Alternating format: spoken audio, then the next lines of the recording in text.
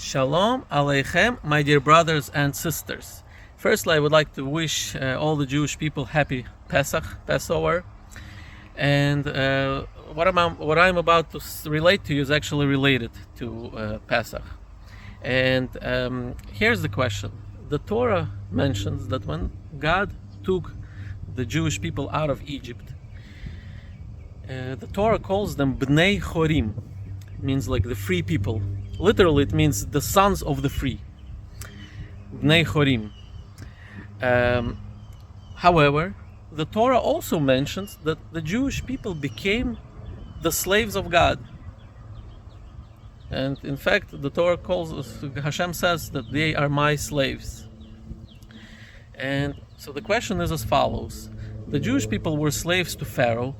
God took the Jewish people out of Egypt and they became slaves to God.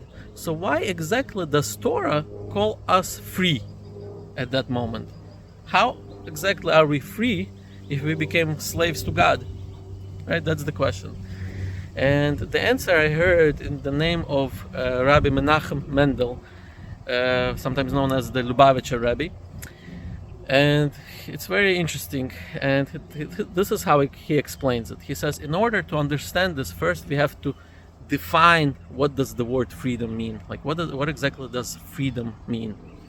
And the way he explains is that freedom is actually means different for different creations. For example, if you take a plant, like a flower, and you put it inside a cage, as long as this plant has sunlight, water, earth, right, to grow, it's still free, even though it's inside the cage. And the reason for that is because when God designed plants, vegetation, He designed them just to be able to grow. He didn't design them to move around, and therefore the fact that it's inside the cage doesn't really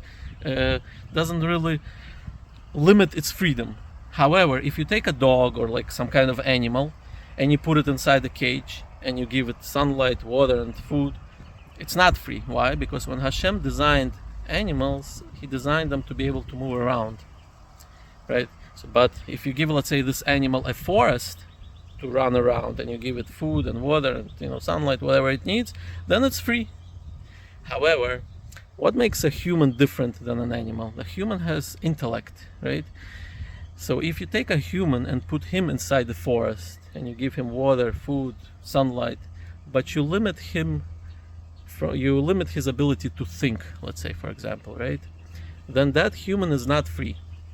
Because when God designed the human, He designed him to be able to rationalize, to observe the 7 commandments, first of all, that God gave, humanity.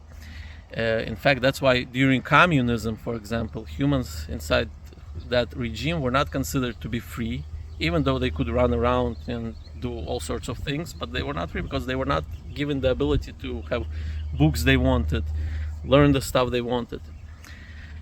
So that's now, if you take the Jewish people, when God designed this nation, right, when God formed the nation of the Jews, of the Israelites, the purpose of its creation was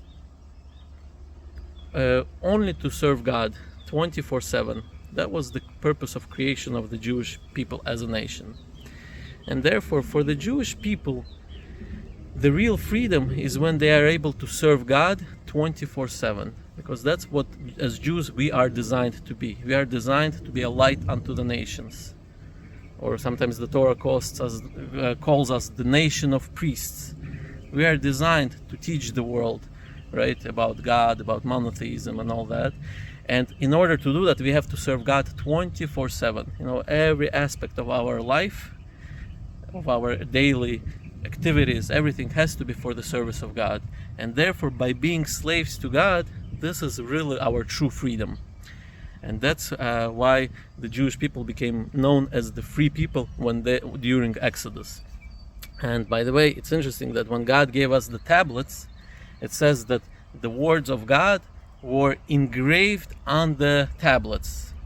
The 10, sometimes known as the 10 Commandments. Now, the Hebrew word for engraved is charut. And it's interesting that this same word, it also means, if you pronounce it a little bit different, it's called chirut, means freedom. So the Torah teaches us that the freedom is upon the tablets, meaning that following the Torah is the true freedom of the Jewish people. Thank you for watching, my dear brothers and sisters, and once again, Chag Sameach.